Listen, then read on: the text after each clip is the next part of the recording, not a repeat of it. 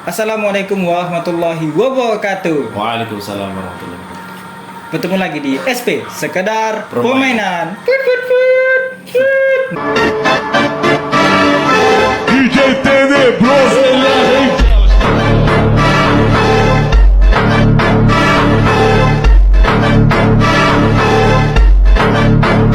Baik, kita di sini lanjut lagi bermain PES. Ini El Clasico Real Madrid dengan Barcelona. Siap. Aduh. Nah, Bang Sugeng, di sini apa yang mau kita bahas nih?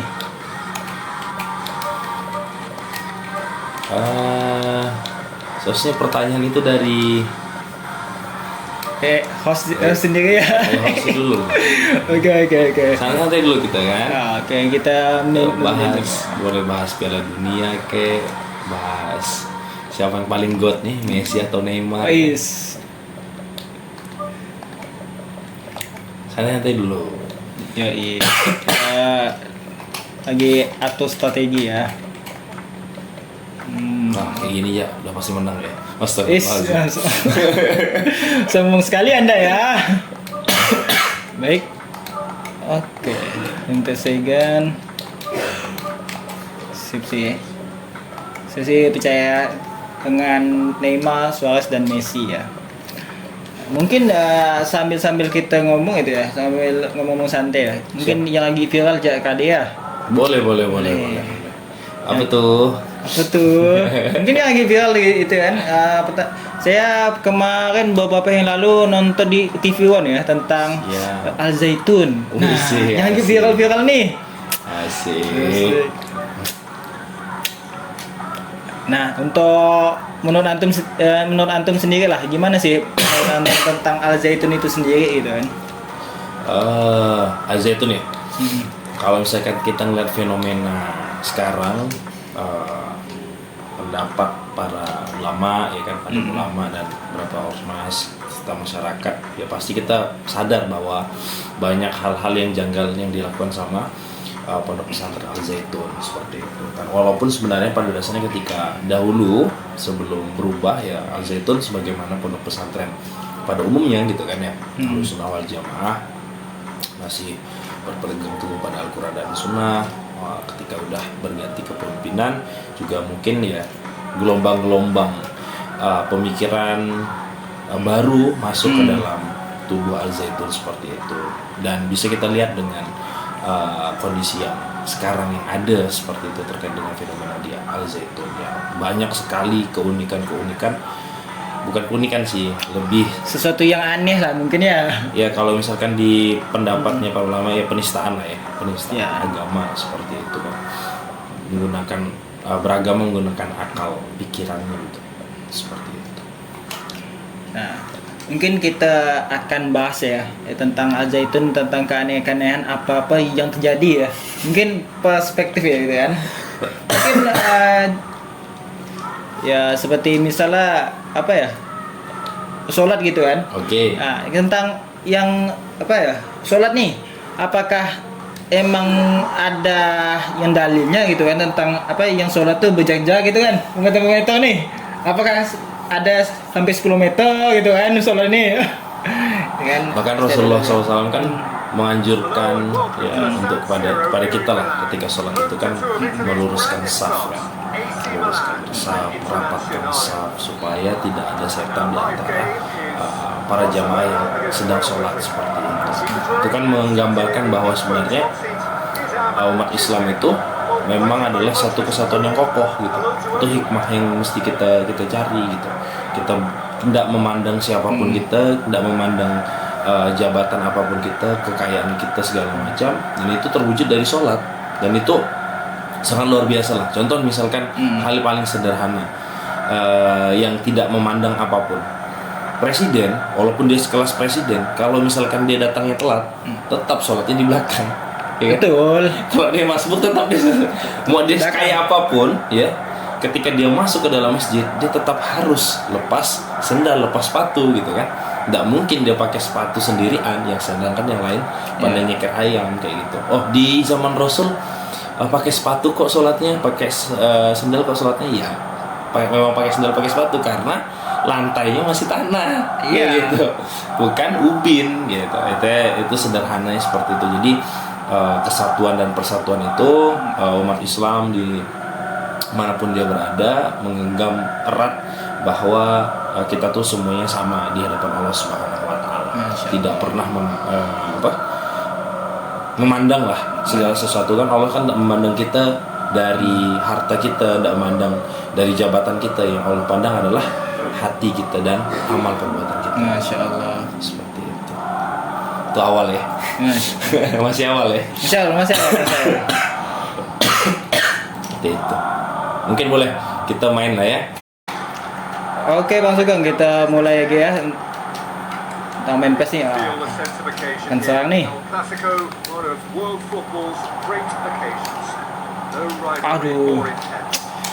Nah, berkaitan tentang yang sholat lagi kan, itu kan ada tuh yang sholat tuh ada yang wanita di situ tuh. Nah, gimana sih kalau di antara yang laki-laki ini ada perempuan di situ? Jadi kan ada yang mengganjal itu kan. Mengganjal maksudnya gimana tuh? Nah, mengganjal kan kalau kita kan di agama Islam itu apa dianjurkan untuk apa ya? Untuk tidak bersentuhan dengan yang haram. Oh, Masya Allah, gol. Seperti itu. Tapi bisa-bisanya sholat ada yang perempuannya kan. Ya Nanti- perempuan kan memang sholat ya. Iya sholat. Tapi maksudnya tuh kok kenapa bisa bersamaan dengan yang laki-laki gitu? Perempuan dan laki-laki di saf yang sama. Nah, di sebelah sama. Bagi posisi perempuannya di depan ya. Jelas kalau secara syariat atau secara hukum ya mungkin bukan kapabilitas saya untuk menjawab hal itu gitu kan. Cuma memang kalau misalkan kita ngeliat budaya atau kebiasaan para ulama yang itu tidak pernah diajarkan sama Nabi dan kita nggak pernah lihat contohnya sama sekali gitu kan. Nah, kalau seandainya itu kan, kalau orang melakukan ibadah yang tidak sesuai dengan contoh Nabi gitu kan, berarti bisa itu kan apa ya? Bisa dibilang itu sesat lah ya? Atau gimana? Wah, ini pertanyaan menjebak ya. Kan itu apa ya? Sepengetahuan kita aja sih, misalnya.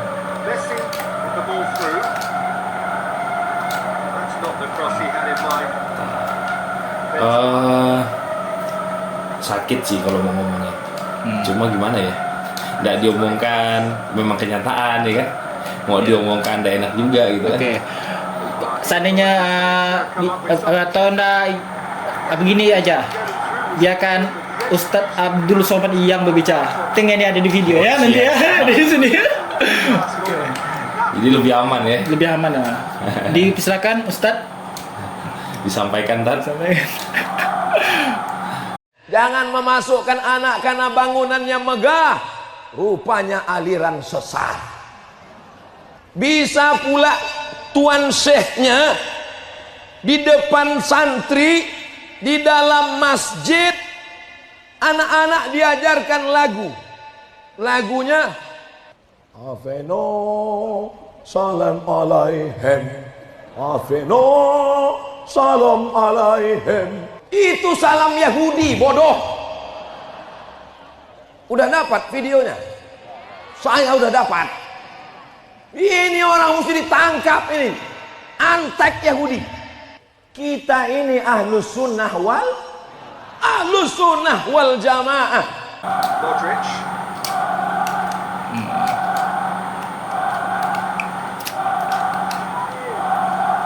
Gomez passes it through. Oke. Nah, berkaitan tentang yang mazhab kan, yang beliau ada mengucapkan tentang mazhab Bung Karno. Padahal kan Bung Karno sendiri kan tidak ada kan mengeluarkan ada yang mazhab-mazhab gitu kan?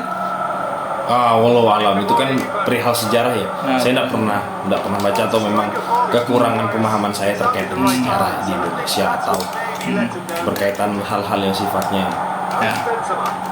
Oh, Benzema. Oke. Jadi kita perlu mengoreksi kembali sejarah kita terkait dengan hal itu, dan itu harus dibahas secara menyeluruh, karena kan kita udah berbicara tentang Oke.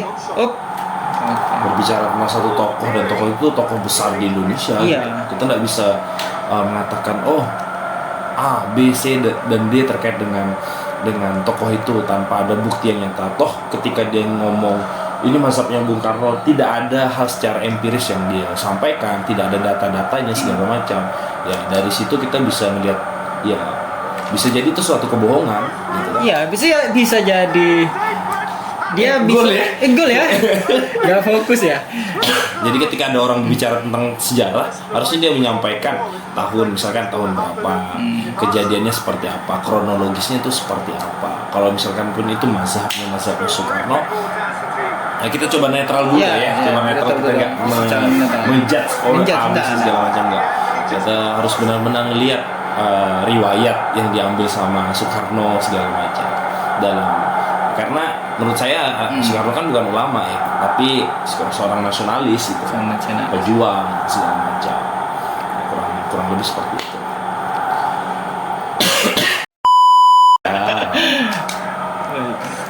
Nah, yang berkaitan tentang mazhab ya, mungkin ada beberapa yang mazhab nih kan. Nah, kan di Indonesia kan pakai mazhab yang imam itu ya, Imam Syafi'i. Oke. Nah, pengertian mazhab sendiri itu seperti apa sih Bang Sugeng? Gini ya, saya analogi ya. Iya, Analogi boleh. misalkan. Mm-mm. Ronaldo. Aduh. Oh, Jadi mazhab ya. ya. Nah, kita punya satu tujuan. Tujuan kita ke Universitas Tanjung Pura Pontianak. Ya. Nah, kemudian saya tinggalnya di satu daerah di Kota Pontianak namanya Siantan. Kemudian Thohir tinggalnya di Sungai Jawi. Sungai Jawi. Kemudian ada kawan kita misalkan namanya Ali. Ali tinggalnya di Kota Baru misalkan Iya. gitu. Ini kan ada di Sungai Jawi, ada di Iya. Siantan, ada di Kota Baru. Di Kota Baru. Nah, tujuannya sama, yaitu ke Universitas Tanjung Pura untuk kuliah, ya kan? Tapi caranya beda-beda. Nah, gitu. Ada yang satu pakai motor, ada yang satu pakai mobil, ada yang satu pakai sepeda. Dan tempatnya kan beda-beda tuh. Iya, pasti ya kan? beda-beda. Pasti jalannya yang dilalui beda. Gitu kan? Yang penting bagaimana caranya sampai di kampus sesuai dengan rambu-rambu yang sudah di itu. ditetapkan sama polisi, artinya dia tidak melanggar syariat gitu kan. Iya, sederhananya kayak gitu. Oh, gitu sih. Tapi jalannya beda-beda, Berbeda. punya cara yang berbeda-beda seperti itu. Dan ketika ada orang bilang, oh saya tidak mau mazhab gitu ya, saya tidak mau ikut mazhab, saya tidak mau ikut Imam Syafi'i, saya langsung kembali ke Quran dan Sunnah. Nah, itu sebenarnya secara tidak langsung dia sedang mengatakan bahwa dirinya sedang bermazhab. Mazhab siapa? Mazhab dirinya sendiri. Nah, itu analogi sederhana terkait dengan mazhab. Karena kita tidak bisa menerjemahkan Quran dengan isi kepala kita sendiri gitu kan. Kita nggak bisa menjelaskan hadis ya sesuai dengan keinginan kita. Jatuh-jatuhnya nanti kayak Panji Gumilang gitu kan. Ya, menjelaskan hadis dengan kepala pikirannya sendiri, ya ngawur, pasti ngawur, karena kan semua ulama aja belajar puluhan tahun gitu kan untuk memahami tafsir Al-Quran dan hadis gitu kan. Iya. Dia ngaji aja nggak pandai ya. Gitu. Jadi sulit untuk kita pahami bahwa sebenarnya ya mau nggak mau kita harus belajar sesuatu itu dari para ulama. Iya. Betul lah. Betul. Nah, gitu dia. Masih satu-satu ya. Masih satu-satu. Santai boy. Halfway point. Well, we've watched an end-to-end game with lots of chances and a scoreline that should have higher numbers. It's exciting. Untuk yang ada yang pas kemarin itu ya, beliau tuh berani menantang MUI tuh. Masya Allah. Wih, asik. Ini Berat. berat ini. MUI. Yang ditantang gitu kan. gara-gara ya dia mau apa namanya, dia mau mengadakan khutbah tuh ya seorang putri itu kan. Gimana sih, mau mungkin kita tanya tentang syarat tentang jadi apa, tentang yang khutbah lah, gimana itu harusnya gimana sesuai dengan ajaran Rasulullah kan. Apakah khutbah itu emang ada dulunya ada perempuan gitu kan, itu kan. Pertanyaannya, yang diwajibkan untuk sholat Jumat itu perempuan atau laki-laki? Laki-laki. Definitely not. Allah Akbar. Akbar. Sedangkan yang diwajibkan sholat Jumat itu adalah laki-laki. Kenapa yang mau khutbah itu perempuan? Nah, Itu kan To watch. Saya nggak tahu. mesti dikoreksi kembali gitu kan. Ngawur lah, pasti hal semacam itu nggak mesti pakai dalil ya, pakai logika aja udah terbantahkan. Yang diwajibkan untuk sholat Jumat itu kan laki-laki. Kenapa harus perempuan yang menyampaikan khutbah seperti itu kan? Apa kepentingannya seperti itu? Nggak ada rukhsahnya segala macam. Ya kalau misalkan pun nggak cukup rukun dan syaratnya, tinggal sholat zuhur aja gitu kan. Iya, Misalkan betul. mazhab Syafi'i itu harus 40 orang ya kan. 40 orang dan itu statusnya mukim gitu kan. Kalau nggak sampai 40 orang gimana? Ya udah, berarti sholat zuhur gitu. Rukunnya nggak terpenuhi seperti itu. Nggak usah dipaksakan terkait dengan hal itu. Atau misalkan ragu nih, ya udah tinggal setelah sholat Jumat, sholat zuhur seperti itu kan mudah sebenarnya. Tapi bukan melakukan segala sesuatu itu sesuai dengan apa yang diinginkan tanpa berdasarkan dalil nas yang jelas. Intinya dalam ibadah itu, dalam kaidah beribadah itu segala sesuatu itu dilarang ya, segala sesuatu itu dilarang atau tidak boleh dikerjakan sampai ada dalil ya, dalil yang kemudian menjelaskannya, dalil yang kemudian menganjurkannya, atau dalil yang kemudian mengatakan bahwa ini boleh. Seperti itu, segala sesuatu dalam ibadah itu dilarang sampai ada dalil yang menjelaskan. Seperti itu. Maka dalam beribadah itu nggak boleh kecuali harus pakai dalil, dan dalilnya bukan yang sifatnya apa? Sifatnya harus dalilnya itu yang sahih, benar-benar sahih gitu, bukan hanya sekedar hadis riwayat hasan misalkan kayak gitu, tapi benar-benar segala sesuatu yang bahkan mutawatir, pilihan-pilihan dalilnya, bukan sesuatu yang sepele seperti itu. Berarti kalau kita mencari dalil itu harus tahu ya sumber yang jelas gitu kan. Pastilah. Itu yang tahu cuma ulama yang belajar hadis. Itu kan setahu mana itu kan, mungkin kalau ada yang salah itu mohon maaf ya. Setahu ada 4 yang dalil kan di Al-Quran kan? Di Islam ya. Maksudnya? 4 sumber dalil di Islam. Pertama itu dari Al-Quran, kedua sunnah atau hadis, itu ketiga itu ijma, habis itu keempat tuh kias. Gitu. Nanti mungkin sumbernya nanti aneh mencantumkan itu ya. Kias tahu apa kias? Kias tuh misalnya apa ya? Kias nanti ada pengertian di atas ya. Kias. Quran itu artinya firman Allah atau perkataan Allah Subhanahu wa taala, itu diturunkan kepada Nabi Muhammad SAW. Al-Quran. Kemudian hadis itu adalah perkataan Rasul SAW. Kemudian ada ijma itu konsensus itu kesepakatan para ulama. Nah, kemudian yang keempat tuh kias itu perumpamaan. Yang perumpamaan. Seperti itu. Ketika udah tidak dapat dalilnya di Quran, tidak dapat dalilnya di hadis, tidak dapat dalilnya di ijma para ulama. Nah, kemudian kasus-kasus yang pada kias ini biasanya adalah kasus-kasus yang tidak terjadi di zaman Rasul. Gitu. Tapi terjadi, itu hanya terjadi di zaman sekarang atau zaman modern seperti itu. Dan mungkin adanya mikrofon semacam itu kan, kan bisa kan ya, bisa kan? Itu seperti kias. Bisa tuh terkait dengan barang lah ya. Barang itu kan segala barang itu kan mubah ya. Segala satu yang sifatnya barang tuh itu mubah, parang mubah, HP mubah. Pada dasarnya itu semuanya mubah, dibolehkan. Misalkan nih, HP ini bisa jadi haram, ya kan? Karena awalnya boleh mubah kan, tapi juga bisa jadi sunnah. Gitu. HP juga bisa jadi makruh. Tergantung apa? Tergantung ilatnya. Ilat itu apa? Ilat itu sebab dari suatu hukum gitu. Jadi ingin menentukan suatu hukum tuh lihat dulu ilatnya, lihat dulu sebabnya. Seperti itu. HP bisa jadi sunnah, bisa ketika misalnya kita gunakan untuk dakwah. Bisa enggak HP bisa jadi maksiat? Bisa ketika kemudian melakukan hal-hal yang kemudian tidak baik gitu. Bukan sekedar menonton tadi, menggunjing lewat HP gitu kan. Kemudian berdiskusi yang tidak baik lewat HP segala macam. Ngejudge orang lewat HP itu kan jadi sesuatu yang dilarang oleh agama seperti itu. Insyaallah. Oke. Nah, di sini kita bisa mengetahui ya.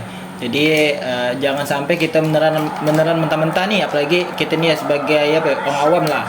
Jadi kalau mau tahu ya ketemu dengan ustadz ya kita cek ya kan kebenarannya dalilnya seperti apa. Oke. Ini Real Madrid mau menyerang, kita Ya Allah. Tertekan. Standing. Ya Allah, malah kena lawannya sendiri.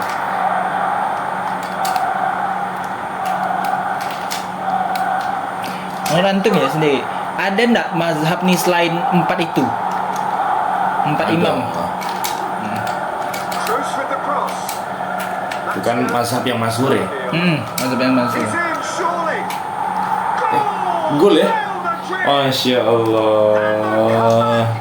Soalnya mazhab Imam Hasan Al Basri itu mazhab juga seperti itu. Cuma memang nggak masyhur. Yang masyhur itu yang tadi Yang 4 ya. Yang 4 itu Bang Sugeng apa aja? Imam Abu Hanifah, Imam Abu Hanifah, mazhab Hanafi, kemudian mazhab Maliki, Imam Malik, kemudian mazhab Imam Syafi'i, yang keempat mazhab Imam Ahmad bin Hanbal, disebut dengan mazhab Hambali. Nah, untuk yang mazhab yang kurang masyhur lah kan, untuk kita mengetahui lah itu kan, supaya ndak ada lagi terulang seperti yang buat yang mazhab baru itu, seperti yang lagi viral kan. Itu untuk mengidentifikasinya itu seperti apa ya? Mungkin ya kita mau tahu itu kan. Mengidentifikasi Mazhab yang sesat gitu, seperti mazhab siapa gitu kan. Menurut saya kalau misalkan di zaman sekarang tuh untuk mengidentifikasi suatu mazhab tuh udah sangat mudah. Kenapa? Udah ada media sosial dan itu tersebar informasi secara luas oleh para ulama. Betul enggak? Betul. Iya kan? Kayak gitu kan. Nah, gimana caranya kita nggak bisa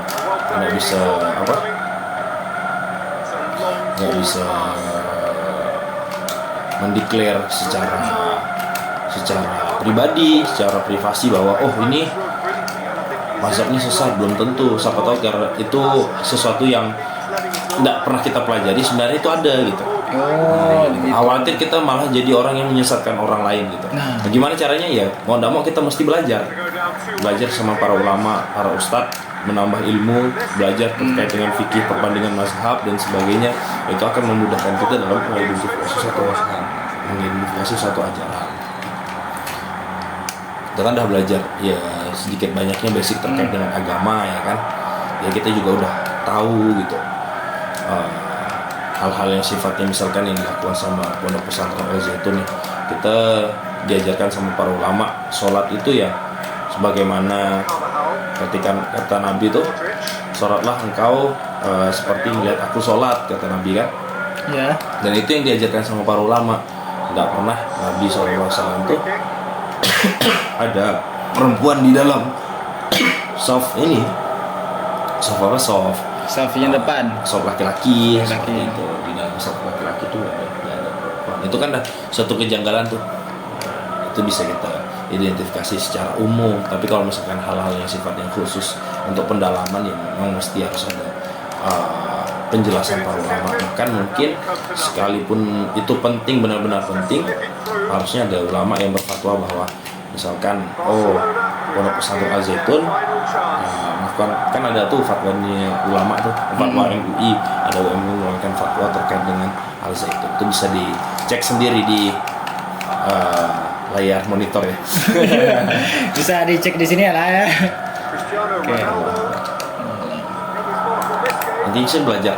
It's Luis Suarez. Belajar itu bukan hanya sekedar kita tahu, tapi supaya kita nggak mudah mengejat, nggak mudah menyebarkan kebencian, nggak mudah untuk menyebarkan hal-hal yang sifatnya Racing out to the wing.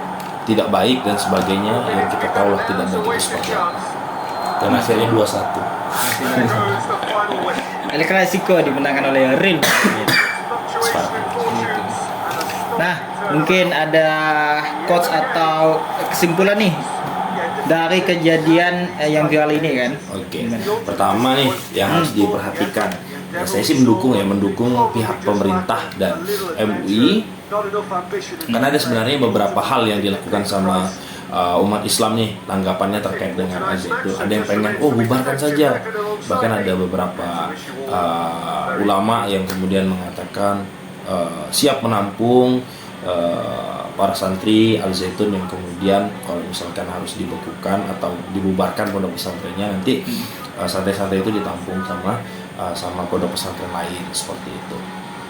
Kemudian MUI menyarankan bahwa ada reshuffle ya, atau restrukturisasi kepemimpinan yang ada di struktural lah di pondok pesantren Al Zaitun.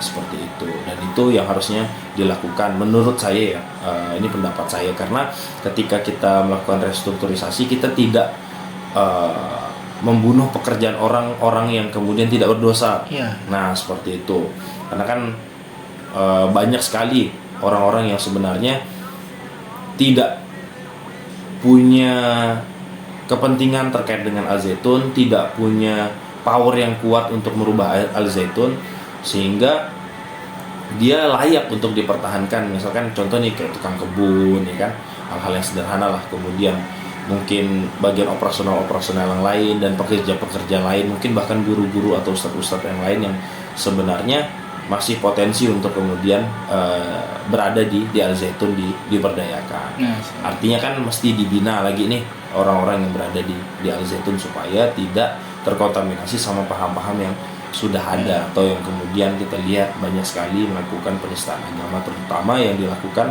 sama oknum yang disebut dengan Panji Gumilang seperti itu ya. Mungkin hari ini disebut dengan pimpinannya seperti itu. Itu yang pertama, mendukung pemerintah, kita mendukung pemerintah supaya merestrukturisasi. Yang kedua yang harus kita perhatikan adalah ini menjadi bahasanya para orang tua itu lebih berhati-hati memasukkan anaknya ke pondok pesantren. Nah, Ya, betul. selain Al Zaitun tuh ada pondok pesantren juga yang viral. ya ada lagi. Nah itu mesti juga diperhatikan. Ini kan seperti teguran ya dari Allah Subhanahu Wa Taala. Ini peringatan dari Allah Subhanahu Wa Taala. Jadi ketika kita ingin menitipkan anak kita di pondok pesantren, maka kita mesti lihat beberapa hal. Contoh misalkan keilmuan atau sanad yang dimiliki sama pesantren tersebut, gitu kan. Kemudian basic dari pesantren tersebut. Kemudian background pemimpin yang ada di pondok pesantren tersebut itu mesti jelas, mesti bersanad, mesti kemudian diterima pondok pesantren itu sama masyarakat sekitar, bahkan sama pemerintah kayak gitu. Tidak melakukan pelanggaran syariat dan sebagainya. Itu menjadi penting untuk kita perhatikan. Karena apa? Karena mau tidak mau ya kita sebagai orang tua, misalkan orang tua pengen masukkan anaknya, itu tanggung jawab secara penuh. Orang tua ngasih tanggung jawab sama pesantren gitu. Dan orang tua kadang tuh ya mentang-mentang pesantren masukkan.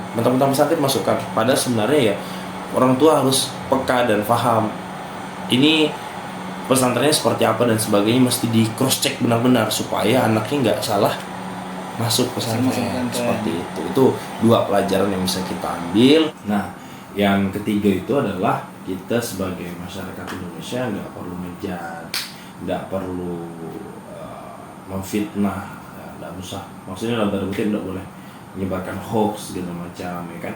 Nggak perlu kita mengujar kebencian terkait dengan kasus ini. Udah ada pemerintah, udah ada para ulama yang kemudian bersatu, ya kemudian berusaha untuk menyelesaikan problematika yang terjadi, gitu ya. Kita bagaimana cara kita yang harus kita lakukan adalah mendukung pemerintah, mendukung para ulama seperti itu untuk kemudian menyelesaikan kasus ini suatu supaya cepat selesai. Nah, dan itu mudah-mudahan menjadi salah satu angin segar kita menambah kerukunan di negara kesatuan Republik Indonesia seperti itu, sehingga Indonesia ini semakin rukun, semakin bersatu. Kalau ada masalah, ada problematika, kita selesaikan sama-sama. Insya Allah pasti akan ada tetap jalan keluarnya. Begitu. Mungkin hanya itu aja ya Siap. yang dapat kita diskusikan ya di SP, di sekadar permainan. Malah sebelum kita tutup, mari kita menyanyi dulu. Tapi kita tidak nyanyi ya. Mungkin terima syukur dan terima kasih kepada kawan-kawan yang sudah nonton. Mungkin ada kritik atau saran bisa itu ya, bisa Sampaikan di bisa komen. disampaikan ya di komen ya. Jangan lupa apa? Jangan lupa subscribe dan like. Guys, mantap. Siap. See you next time di SP di Sekadar Permainan. Oke, sekian dari saya dan Bang Sugeng. Wabillahi taufiq wal hidayah. Wassalamualaikum warahmatullahi wabarakatuh.